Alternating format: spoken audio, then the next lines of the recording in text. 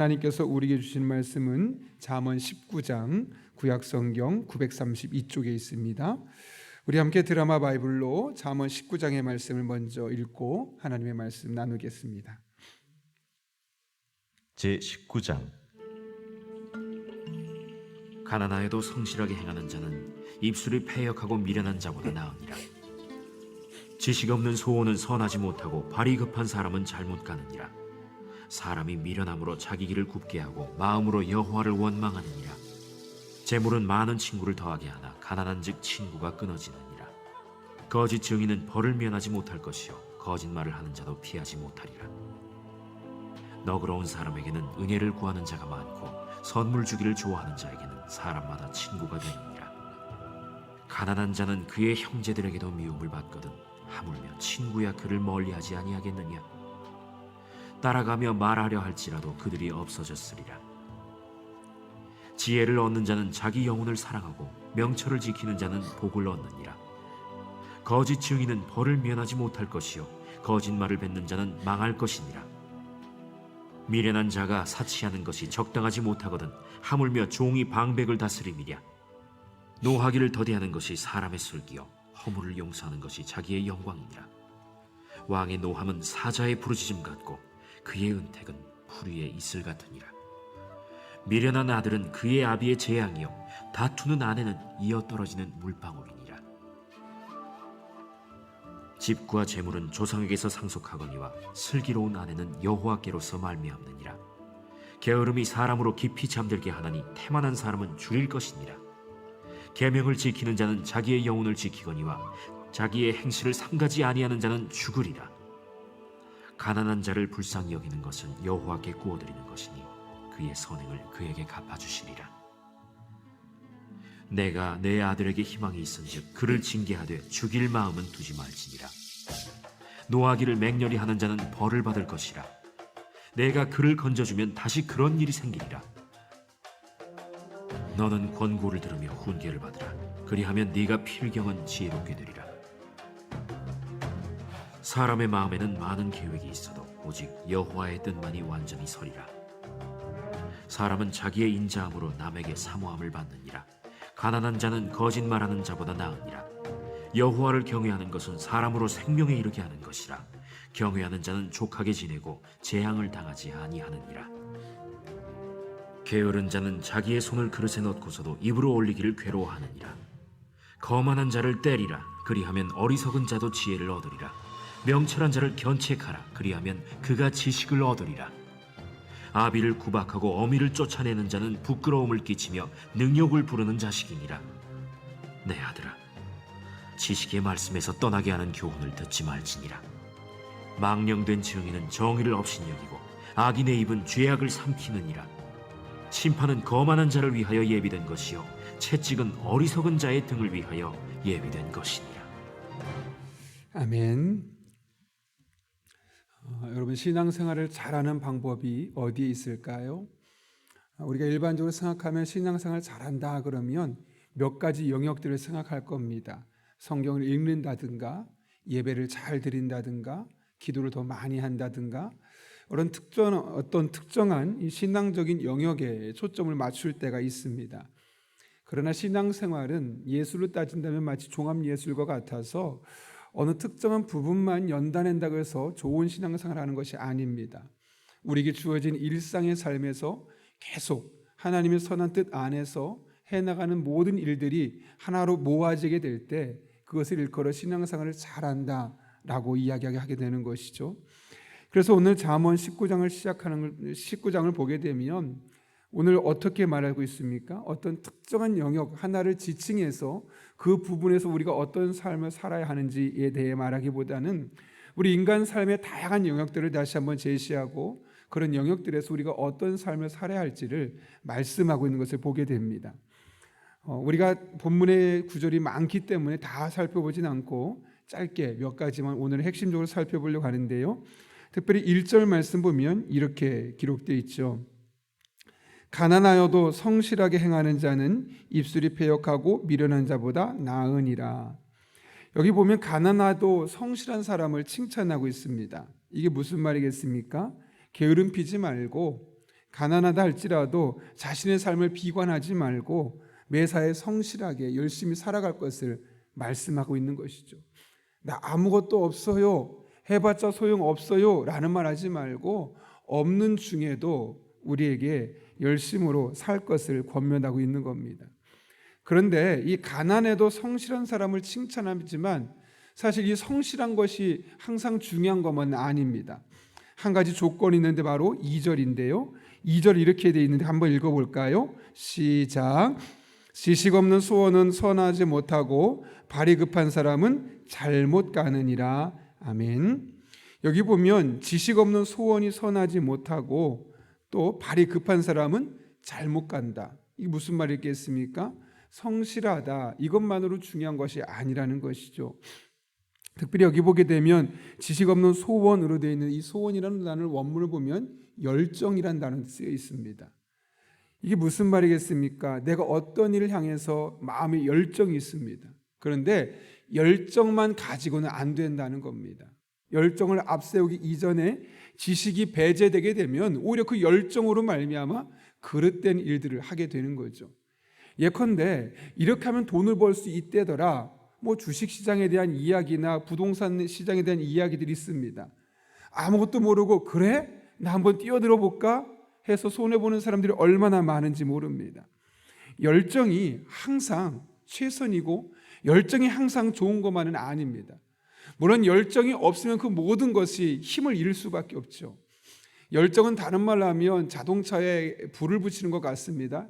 엔진에 불을 붙이면 추진력이 생겨서 앞으로 나아가겠죠. 그래서 열정이 필요하지만 그 열정도 핸들이 잘못되면 그 길이 잘못된 길로 가는 것처럼 우리들의 삶에 그 열정에 앞서 지식이 중요함을 말씀하고 있는 겁니다. 열정만 있는 충동적인 마음은 선하지 못하다는 것이죠. 때로는 상황을 정확하게 판단하고 진단하고 세심하게 진행해야 될 필요가 있음을 이야기하는 겁니다. 여러분 잘 아시는 것처럼 사도 바울 어떻습니까? 누구보다 하나님을 향한 열심과 열정이 있었던 사람입니다. 그래서 했던 일이 무엇이냐면 굳이 상 주지 않는데 다메섹까지 찾아가서 예수 믿는 사람들을 잡아다가 죽이려는 일에 앞장섰던 사람입니다. 누구보다 열정이 뛰어났죠. 열심 있는 사람이었죠. 그만한 열정을 가진 사람을 사도행전에서도 찾아볼 수 없을 만큼 정말 대단한 열정의 소유자였습니다. 그런데 문제는 무엇이었습니까? 그 열심과 열정이 너무나 뛰어나고 좋지만 잘못된 지식으로 말미암아 방향이 잘못되니까 믿는 사람들을 오히려 독려하고 그들을 격려해야 되는데 그들을 잡아 죽이는 일에 앞장서는 그런 일을 하게 되었던 것이죠. 우리도 오래전에 그런 일 있지 않았습니까? 우리나라가 어려운 일을 겪었을 때 그 어려운 시절에 성공하고 싶은 열심이 있습니다. 열정이 있습니다. 그 잘못된 열정이 친일로 가고 우리의 동포들을 잡아 죽이는 그런 왜곡된 일들을 했던 사람이 얼마나 많은지 모릅니다. 그러니까 열정에 앞서서 그 열정의 방향이 옳은지 과연 이것이 정확한 것인지 판단하고 체크해 볼 필요가 있다는 것이죠. 그것이 우리의 행동이 성경에 맞는 것인지 과연 하나님께서 기뻐할 만한 것인지 그 지식과 함께 살펴볼 필요가 있다는 겁니다. 특별히 베드로전서 3장 7절을 보면 이런 말이 있죠.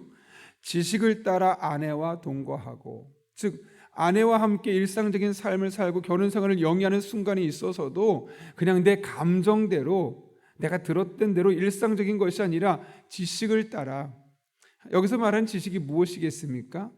그냥 내가 아는 지식이 아니라 하나님의 말씀에 대한 지식을 따라 부부관계를 어떻게 해야 될지, 서로 어떤 관계를 맺고 서로 어떻게 대해야 될지를 그 지식을 따라 아내를 대할 것을 남편에게 말씀하고 있는 것 아니겠습니까? 결국 여기서 말하는 지식이라는 것은 일반적인 지식이 아니라 하나님의 말씀에 근거한 지식임을 알게 됩니다. 하나님의 말씀에 기초하여 열심을 내라는 것이죠. 하나님의 말씀이라는 레일을 위해서 열심을 낼 때 그 레일은 마치 기차가 힘있게 달려갈 수 있는 것처럼 우리에게 에너지를 제공하지만 그 레일이 잘못된다면 탈선할 수밖에 없고 문제가 생길 수밖에 없다는 겁니다. 여러분의 열정과 열심의 방향을 잘 살펴보시고 그 안에 하나님의 말씀에서 벗어난 것은 없는지, 탈선한 것은 없는지 지켜보시면서 여러분의 열정을 계속해 나갈 수 있기를 바랍니다. 그럴 때 여러분의 열정이 여러분을 망가뜨리고 무너뜨리는 열정이 아니라 오늘 2절 말씀처럼 지식 없는 소원이 선하지 못하고 발이 급한 사람이 잘못 가는 것이 아니라 우리 여러분들이 옳은 길을 가며 하나님의 선한 뜻을 이뤄가며 하나님의 영광을 드러내는 그런 하나님의 사람으로 사용되는 것을 보게 될 것입니다. 여러분들의 열정에 하나님의 지식이 더해지는 그런 복된 삶이 될 수 있기를 예수님의 이름으로 축원합니다. 3절은 너무나 쉬운 이야기죠. 사람이 미련함으로 자기 길을 굽게 하고 마음으로 여호와를 원망하느니라. 이게 무슨 말일까요? 자기가 해놓고 하나님 탓으로 돌리는 경우들이 많다는 거죠. 구약 성경을 보면 이스라엘 백성들이 참 이런 일들을 많이 했음을 보게 됩니다. 심지어는 고린도전서에서 과거 너희 조상들이 이렇게 하지 않았느냐, 그러니 너희는 원망하는 삶을 살지 말라라고 이야기합니다. 사실 여러분의 삶을 잘 돌아보십시오. 하나님 탓하기 이전에 내가 잘못 결정했고 내가 잘못 판단했을 때가 얼마나 많은지 모릅니다. 그리고 결론적으로 보면서 하나님이 왜 나를 도와주지 않으시냐고, 하나님이 원하시는 방향과 다른 방향으로 가고 나서 하나님 탓을 하는 것은 어리석은 일이라는 것을 우리에게 말씀하고 있는 것이죠. 계속해서 4절과 7절을 보게 되면 조금 사실 이해되지 않는 표현이 있습니다. 4절 먼저 같이 읽어볼까요? 시작. 재물은 많은 친구를 더하게 하나 가난한 즉 친구가 끊어지느니라. 7절이요. 가난한 자는 그의 형제들에게도 미움을 받거든 하물며 친구야 그를 멀리하지 아니하겠느냐. 따라가며 말하려 할지라도 그들이 없어졌으리라. 아멘. 여러분, 여기 4절과 7절 말씀 보면 뭔가 좀 어색한 표현 같지 않습니까? 물론 일반적인 현상이지만 우리에게 그냥 너무나 담백할 정도로 열정이나 에너지를 쏙 빼고 써있는 있는 표현입니다. 이 4절 말씀 보면서 재물은 많은 친구를 더하게 하지만 가난한 즉 친구가 끊어지니까 가난한 사람들은 어떻게 하든 부자가 되어라, 그래야지 너에게 친구가 생긴다, 뭐 이런 말씀일까요? 7절 말씀도 심지어는 가난한 자는 그의 형제들한테도 미움을 받으니까 친구도 당연히 너를 미워하지 않겠느냐, 그러니 길을 쓰고 부자가 되어야 한다, 이렇게 우리에게 부자가 될 것을 독려하는 말씀일까요? 이게 어떤 말씀일까요? 여러분, 4절과 7절을 보면서 어떤 마음이 드셨습니까? 어떻게 이런 안타까운 현실을 보면서 너무나 메마르게 쓸 수 있을까? 어떻게 감정이 하나도 담겨있지 않은 표현을 쓸 수 있을까 싶을 정도이지만 이것은 어쩌면 의도적인 겁니다. 가난한 자들이 겪고 있는 이 사회적인 불합리함, 그리고 부자들에게만 쏠리는 이 비정상적인 관심이 너무나 자연스러운 것을 표현해주고 있는 것이죠. 그래서 우리도 모르게 이것이 마치 당연한 것처럼, 돈 많은 사람에게 사람이 쏠리는 게 맞는 거지, 가난한 사람에게서 떠나는 게 당연한 거지, 이것에 대해서 아무렇지 않고 이상하지 않게 생각하는 우리의 모습을 너무나 정확하게 찝어준 것처럼, 그래서 이 4절과 7절을 말씀 보면 그렇구나가 아니라 한편으로는 가슴이 뜨끔합니다. 어쩌면 나도 이렇게 생각했는데, 이런 현실을 보면 이게 어쩔 수 없는 거지 뭐, 노력의 여하에 따라서 타고난 환경에 따라서 어쩔 수 없는 거지 뭐 하고 환경을 바꾸려 하지 아니하는, 세상에 변화를 주지 아니하고 세상에 순응하려는 그런 너무나 자연스러운 인간들의 모습을 그대로 박제해 놓듯이 4절과 7절에서 진술하고 있는 겁니다. 어제 이 설교를 준비하면서 이 4절과 7절이 처음에는 도대체 이게 무슨 뜻일까 막 여러 가지 주석도 찾아보다가 덜컥하는 마음이 생긴 겁니다. 우리가 이런 현상들을 너무나 자연스럽게 보고 있구나. 어쩌면 비정상적인 상황인데, 이래서는 안 되는 상황인데 너무나 자연스럽게 보고 있는 우리의 모습을 그냥 있는 그대로 봐, 이게 너희들의 모습이야 라고 제시하고 있는 것처럼 보여서 4절과 7절 말씀을 보면서 좀 마음이 불편했었습니다. 따라서 여러분, 이걸 통해서 우리에게 어떻게 하라는 걸까요? 무심한 듯 사회 단면을 이렇게 묘사하는 이유는 바로 이런 현실을 헤아려 보아라. 너희가 너무나 자연스럽게 생각하는 이런 모습들이 어쩌면 왜곡되어 있는 모습인데, 너희가 그것을 자연스럽게 생각하고 있다면 그것이 잘못된 것이 아니겠느냐, 그것을 우리에게 생각해 주고 있는 것이죠. 나아가 한 걸음 더 나아가서 궁극적으로 그런 이들의 벗이 되어 주어야 함을 우리에게 말씀하죠. 17절이죠. 이렇게 되어 있습니다. 가난한 자를 불쌍히 여기는 것은 여호와께 꾸어 드리는 것이니 그의 선행을 그에게 갚아 주시리라. 잠언 한 19장 한 장에서 4절과 7절은 너무나 담백해서 도대체 하나님 어떻게 하라는 것일까요? 막 이런 마음의 불안함까지 조성하다가 이제 17절 가서는 그런 가난한 자를 불쌍히 여기는 것이 우리의 마땅한 몫이라는 것. 그리고 그것은 결코 내게 손해보는 것이 아니라 내가 그들을 위해 베푸는 것들은 다 하나님께 꾸어주는 것이고 결국 하나님께서 갚아주는 은혜가 언젠가 우리에게 있을 것이다 라고 말씀하고 있는 것이죠. 심지어 아삽은 시편 82편에서 이렇게 권면하지 않습니까? 가난한 자와 고아를 위하여 판단하며 곤란한 자와 빈궁한 자에게 공의를 베풀지며 가난한 자와 궁핍한 자를 구원하여 악인들의 속에서 건질지니라. 가난한 자와 궁핍한 자가 자꾸만 생기는 이유 중에 하나가 무엇입니까? 물론 사회적인 현상도 있지만 그 사회적인 현상을 악하게 만들어가고 있는 그런 왜곡된 사회적인 현상 때문이죠. 그래서 그런 악인들의 손에서 가난한 자, 궁핍한 자를 건져내는 것이 우리 그리스도인의 삶의 의무라는 것을 말씀하고 있는 겁니다. 단순히 돈 몇 푼 쥐어주라는 말씀이 아닙니다. 가난한 자가 생기지 아니하도록 악한 자들을 심판하고 새로운 시스템을 만들어 가라는 것이죠.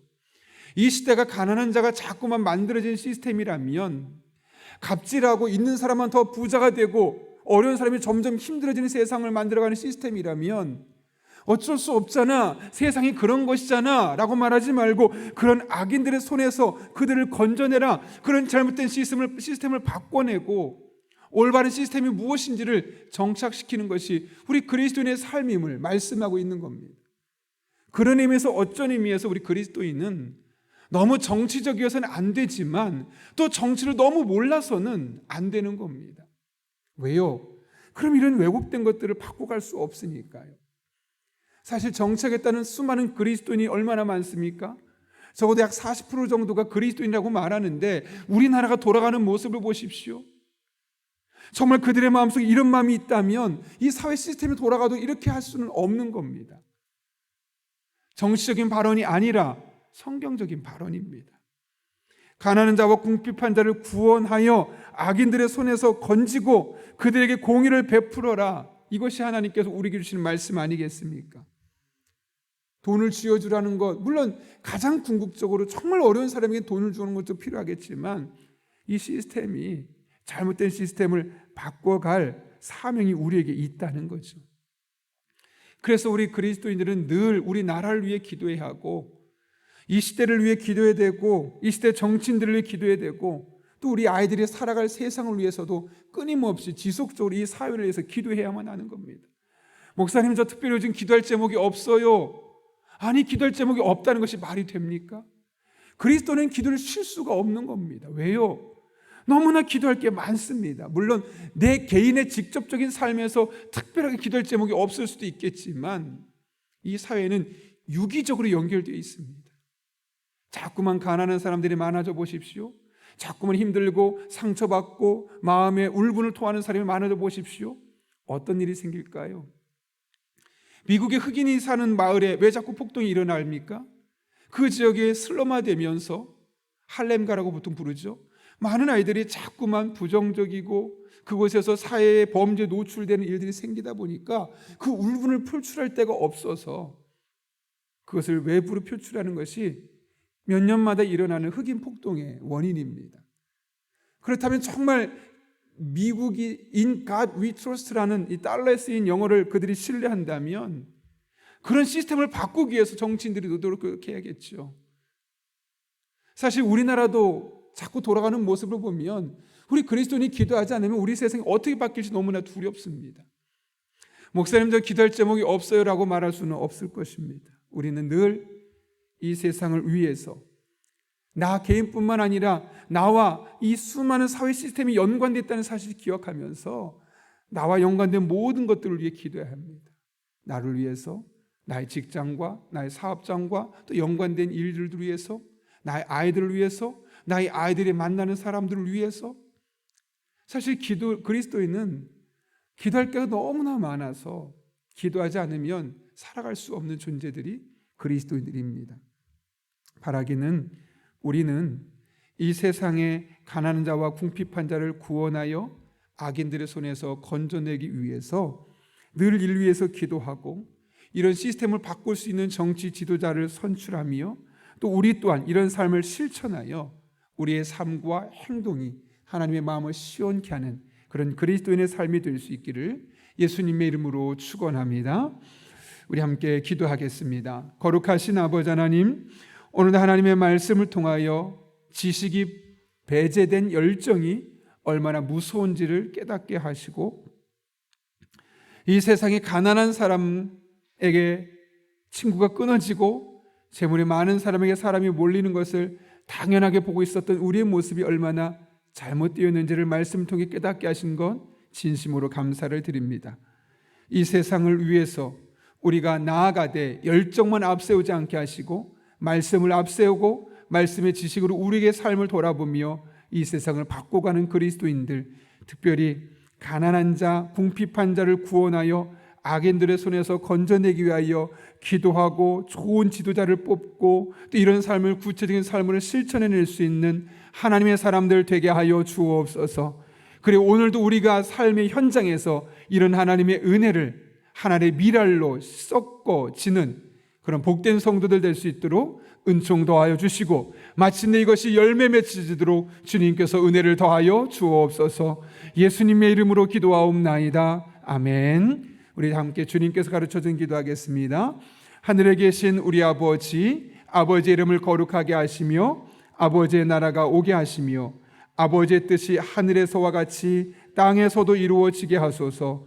오늘 우리에게 일용할 양식을 주시고, 우리가 우리에게 잘못한 사람을 용서해 준 것 같이 우리 죄를 용서하여 주시고, 우리를 시험에 빠지지 않게 하시고 악에서 구하소서. 나라와 권능과 영광이 영원히 아버지의 것입니다. 아멘. 우리 함께 기도하실 때 오늘 말씀을 기억하며 기도합니다. 특별히 우리가 열정만 앞세우지 않게 하시고 지식을 앞세운 열정이 우리의 열정이 되게 해달라고, 또 곤란한 자, 궁핍한 자, 가난한 자를 구원하며 악인들의 손에서 건져내는 그런 복된 삶을 살아가고 사회를 그렇게 만들어가는 우리 그리스도인 될 수 있게 해달라고 기도합니다.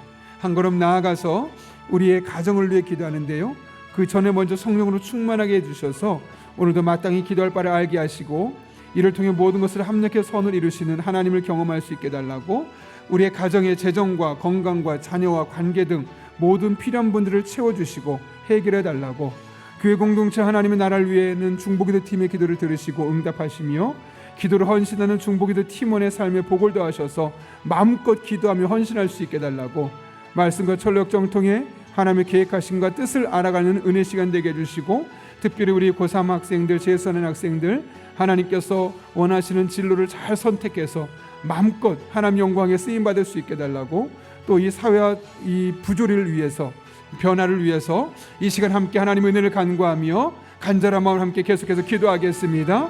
거룩하신 아버지 하나님, 오늘도 우리를 주님 전에 불러주시고 이렇게 기도하게 하시는 은혜 진심으로 감사를 드립니다. 하나님을 바라보며 의지하며 믿음의 길을 걸어가길 원합니다. 특별히 오늘 하나님의 말씀을 기억하며 그 말씀 따라 기도하길 원하오니, 우리 한 사람 한 사람 열정만 앞세우지 않게 하시고 하나님의 말씀을 앞세우고 열정이 그 뒤에 불을 붙이는 믿음의 사람들, 그래야 우리가 하는 모든 행동들이 하나님께 영광을 드러내고 하나님 아버지의 마음을 시원케 하고 하나님과 동행하는 삶을 살아갈 수 있도록 은혜 베풀어 주옵소서. 거룩하신 아버지 하나님 뿐만 아니라 우리들의 삶 가운데 가난한 자가 있습니다. 가난한 자들에게는 친구가 떠나가지만 부자들에겐 사람들이 모이는 것이 일반적인 모습입니다. 우리가 그것을 너무나 자연스러운 모습을 볼 것이 아니라 오히려 가난한 자들에게 더 많은 사람이 모여서 그를 도와야 되는 그런 사회 현상들을 만들어갈 수 있는 그리스도인에게 도와주시고, 하나님의 말씀을 앞장 세우며 기도를 무기로 삼고 이 험한 세상 하나님의 말씀으로 또 하나님께 기도함으로 새롭게 바꿔가고, 하나님 앞에 영광을 드릴 수 있는 믿음의 사람들 될 수 있도록 주님 은혜를 더하여 주옵소서.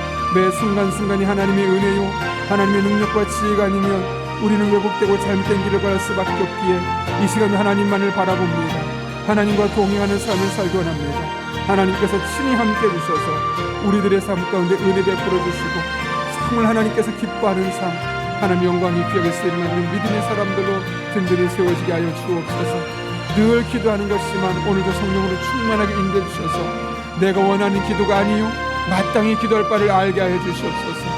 오늘 나를 위해 무엇을 기도해야 할지, 나의 앞날을 위해 무엇을 기도해야 할지, 우리 가정을 위해 어떻게 기도해야 될지, 배우자와 자녀를 위한 기도가 무엇이 필요한지 하나님께 묻고 또 지혜를 구하며 기도하며 나아갈 때 하나님 마땅히 기도할 바를 알게 하여 주옵소서. 그래 우리의 기도가 헛된 기도가 아니요 하나님께 영광 올려드리는 기도, 하나님 아버지의 마음을 시원케 하는 기도, 하나님 기뻐하시는 기도의 생활이 될 수 있도록 주님은 좀 더하여 주옵소서. 주님만을 바라보며 의지하며 온전한 모습으로 믿음의 길을 걸어가기 원합니다. 우리의 기도가 결코 헛되지 않음을 기도를 통해 알아가게 도와주시고 하나님 아버지 우리가 이처럼 하나님 앞에 간절히 기도할 때 하나님의 선한 뜻을 분별하게 해주시옵소서. 여러 가지 통로가 있습니다. 내가 직접 듣지 못하면 다양한 방법을 하나님 뜻을 깨닫게 하시고 하나님의 음성을 듣게 하실 때 그것이 하나님의 말씀임이고 음성임을 마음 깊은 곳에서부터 깨달아지게 도와주셔서 우리가 하나님 원하시는 길을 온전히 걸어갈 수 있도록 주님은 좀 더하여 주옵소서. 하나님만 바라봅니다. 의지합니다. 신실하신 하나님, 살아계신 아버지 하나님께서 우리 성도들에게 복을 더하여 주셔서 정말 하나님 영광이 귀하게 쓰임받는 복된 성도들의 삶 될 수 있도록 주님 인도하여 주옵소서. 하나님의 은혜 아니면 왜곡될 수밖에 없고 은혜 아니면 무너질 수밖에 없는 것이 우리의 현실입니다. 우리가 주님 앞에 온전한 모습으로 나아가기 원하오니 우리 성도들에게 복을 더하시고 은혜와 능력으로 친히 함께 하시고 늘 목마른 사슴 시냇물을 찾듯 갈급한 심령으로 나가는 성도들에게 하나님 만나 주시옵소서.